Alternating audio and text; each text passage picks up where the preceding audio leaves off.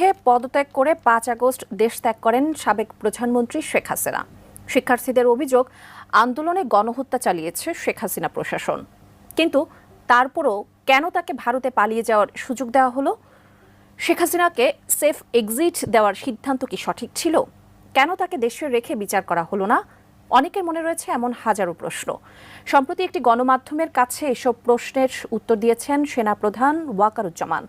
শেখ হাসিনাকে safe exit দেওয়ার ব্যাপারে কি বললেন সেনাপ্রধান, জানাচ্ছেন এসআই রাজ। ছাত্র জনতার গণ অভ্যুত্থানের চূড়ান্ত পর্যায়ে গত ৫ আগস্ট শেখ হাসিনার দেশত্যাগের বিষয়টি আগে থেকে জানতেন না সেনাপ্রধান ওয়াকারুজ্জামান। তিনি জানান, ৫ আগস্ট পরিস্থিতি দেখে তিনি যখন রাজনৈতিক দলের নেতাদের সঙ্গে আলোচনা করছিলেন, ঠিক তখন তাকে জানানো হয় শেখ হাসিনা চলে যাচ্ছেন।